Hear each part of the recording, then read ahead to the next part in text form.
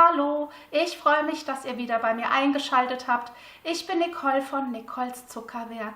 Ich habe heute eine Tortenidee, die ideal für Valentinstag geeignet ist, aber nicht nur dafür. Ihr könnt diese Tortenidee natürlich auch für alle anderen Anlässe verwenden, Muttertag, Vatertag oder einfach als Geburtstagstorte ist dieses Design immer wieder richtig schön geeignet. Ich habe einen Giant Donut gebacken und habe auch noch ihn in Surprise Inside verwandelt. Das heißt, ich habe noch ein rotes Herzchen hier mit eingebacken. Für diesen Giant Donut gibt es spezielle Backformen. Wobei ich dazu sagen muss, ich habe sie mir nicht extra gekauft, denn ich habe eine Frankfurter Kranz Backform und darin kann man dieses nämlich auch ideal zubereiten. Das rote Herzchen im Inneren, damit starten wir jetzt. Ich zeige euch zuerst die Zutaten, die ich für diesen Teig benötigt habe und anschließend natürlich auch die Zubereitung. Wir brauchen Eier, Zucker, 1 Esslöffel Vanillezucker oder alternativ 1 Teelöffel Vanillearoma. Hier könnt ihr selbst und frei entscheiden. Außerdem benötigen wir Mascarpone, Mehl, Backpulver, Salz, Buttermilch, Öl und Lebensmittelfarbe. Ich habe mich für Rot entschieden. Zuerst gebe ich die Eier mit dem Zucker und dem Vanillezucker in eine Rührschüssel, beziehungsweise ich verwende heute keinen Vanillezucker, sondern Vanilleextrakt. Hier könnt ihr frei entscheiden. Dieses lasse ich nun gute 5 Minuten weißcremig aufschlagen, bevor ich dann den Mascarpone und die Lebensmittelfarbe dazugebe und unterrühren lasse. In der Zwischenzeit siebe ich schon mal das Mehl mit dem Backpulver.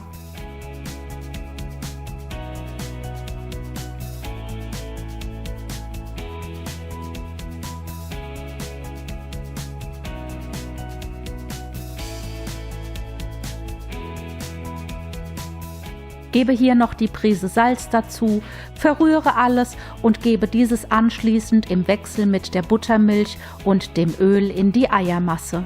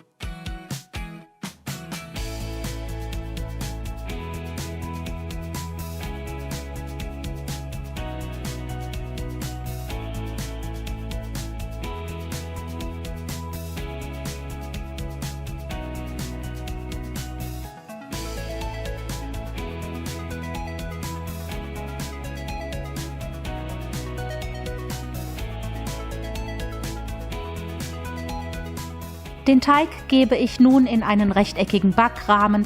Diesen hatte ich auf 24 x 27 cm ausgezogen, verteile den Teig, streiche ihn anschließend etwas glatt und gebe ihn in den Backofen.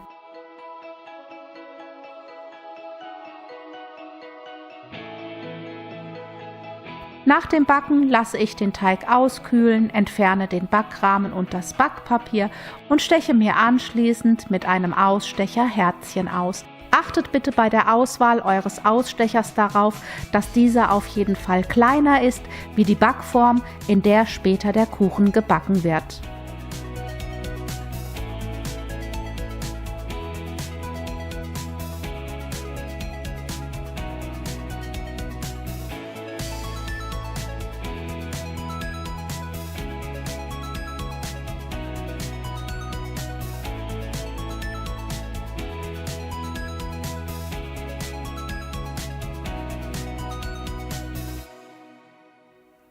Nachdem die Herzchen nun abgekühlt waren, habe ich den Kuchenteig zubereitet und dazu zeige ich euch zuerst die Zutaten, anschließend auch die Zubereitung.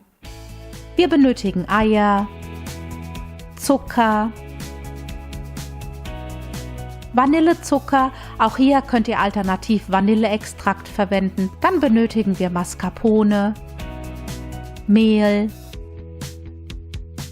Backpulver, eine Prise Salz, Buttermilch und weiche Butter. Zunächst gebe ich auch hier wieder die Eier mit dem Zucker und dem Vanillezucker bzw. verwende ich auch wieder Vanilleextrakt in eine Rührschüssel und schlage dieses 5 Minuten cremig auf.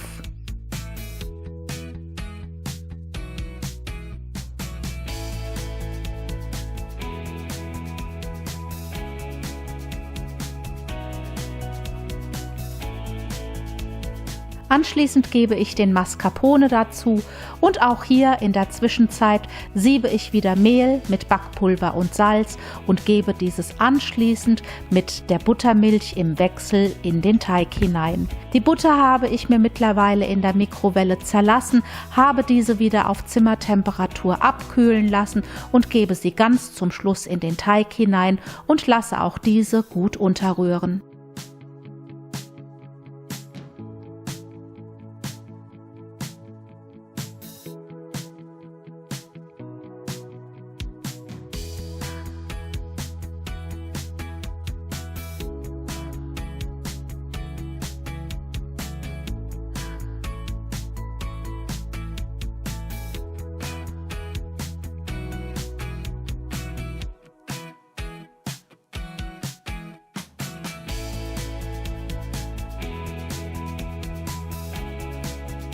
Die Backform, in der ich heute backe, besprühe ich nun mit etwas Backtrendspray und bemehle sie komplett. Statt dem Backtrendspray könnt ihr sie natürlich auch ausbuttern. Ich backe ja heute in einer Frankfurter Kranzbackform. Diese hat einen Durchmesser von 26 cm.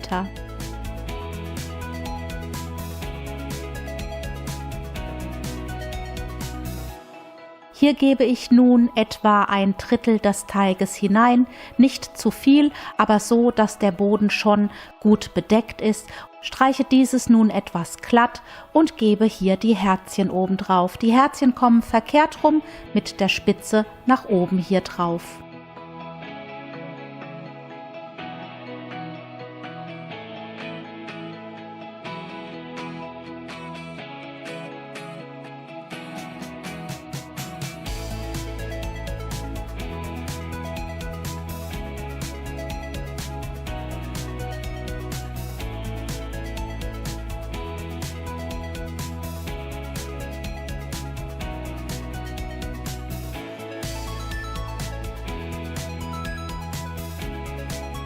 Den übrigen Teig habe ich mir in einen Spritzbeutel gefüllt und gebe diesen nun über die Herzchen drüber und achte darauf, dass die Herzchen alle mit Teig bedeckt sind.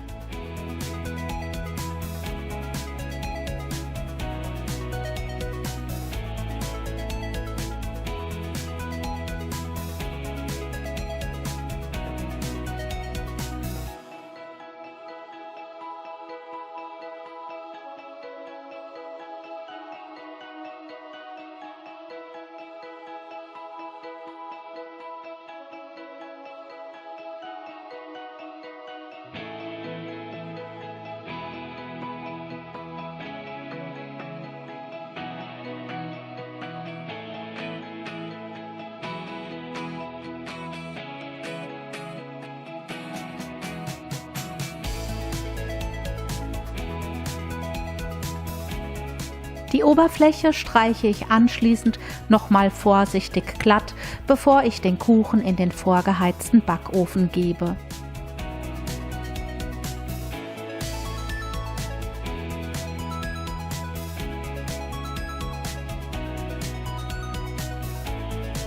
Nach dem Backen habe ich den Kuchen ein paar Minuten in der Form auskühlen lassen und stürze ihn anschließend auf ein Auskühlgitter, wo er nun gänzlich auskühlen muss.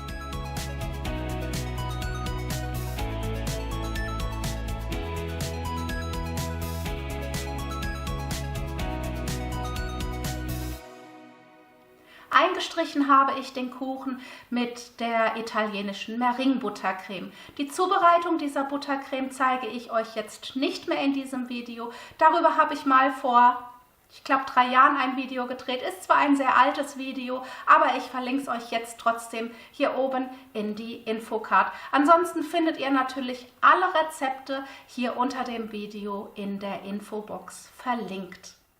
Ich möchte aber eine Schokoladenbuttercreme und deswegen habe ich 70 Gramm Zartbitterschokolade über einem Wasserbad geschmolzen, habe diese nun etwas auskühlen lassen und verrühre sie nun in die Buttercreme.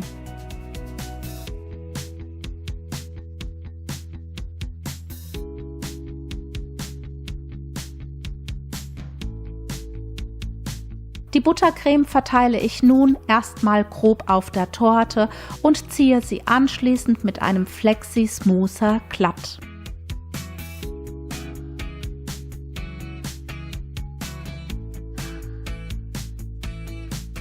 Dieser Flexi-Smoother, das ist ein Frischkäsedeckel.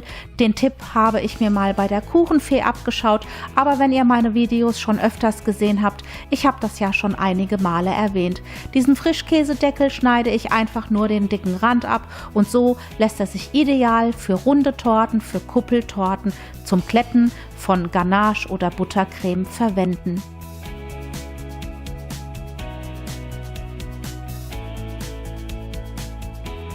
Anschließend gebe ich die Torte für eine halbe Stunde in den Kühlschrank, bevor ich dann die zweite Schicht Buttercreme obendrauf gebe.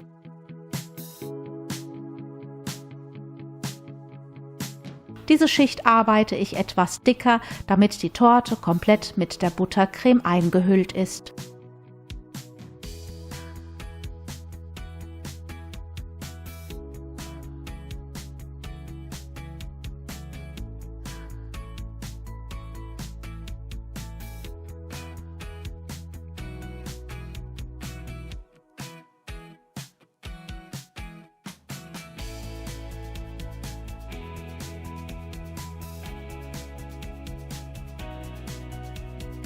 Nachdem ich auch diese Schicht geglättet habe, kommt die Torte wieder in den Kühlschrank. In der Zwischenzeit bereite ich mir eine Schablone vor. Ich habe mir einfach etwas Backpapier genommen, nehme mir hier nochmal meine Backform und male diese mit einem Lebensmittelfarbstift nach und schneide dieses anschließend aus.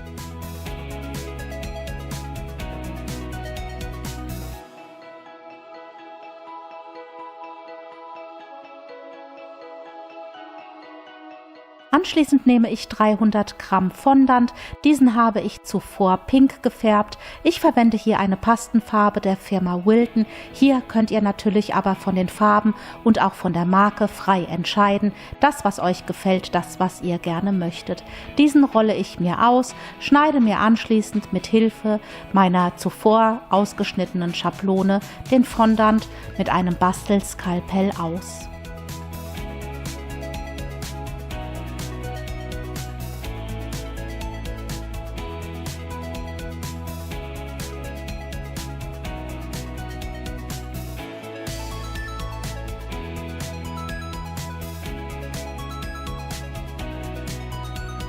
Anschließend schneide ich den Fondant außen und auch auf der Innenseite wellig, denn dieser soll ja den Zuckerguss auf dem Donut darstellen.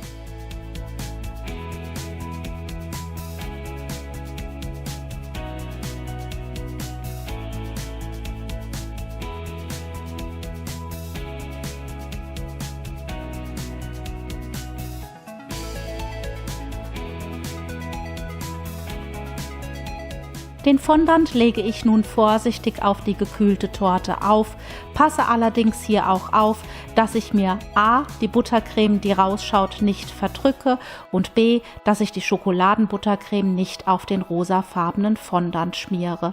Mit einem Fondantkletter streiche ich den Fondant nochmal glatt und damit dieser in Anführungsstrichen Zuckerguss auch schön glänzt, nehme ich mir hier Piping Gel. Piping Gel, das könnt ihr fertig kaufen, das verlinke ich euch in die Infobox, aber ihr könnt das auch selber herstellen. Ich habe dazu ein Rezept und auch dieses verlinke ich euch jetzt hier oben in die Infocard.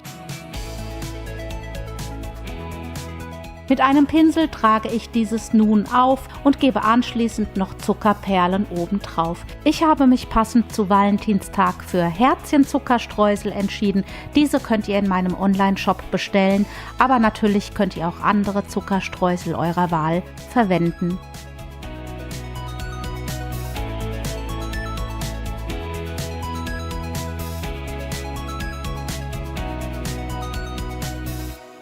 Alle Rezepte, die ich für diese Torte verwendet habe, findet ihr auf meinem Blog www.nicoleszuckerwerk.de. Den Direktlink zu diesem Giant Donut Blogbeitrag findet ihr hier unter dem Video in der Infobox und auch jetzt hier oben in der Infocard. Schaut auf jeden Fall vorbei, damit sich eure Fragen auch beantworten, und wenn ihr dennoch Fragen habt, dann könnt ihr sie mir gerne in die Kommentare schreiben.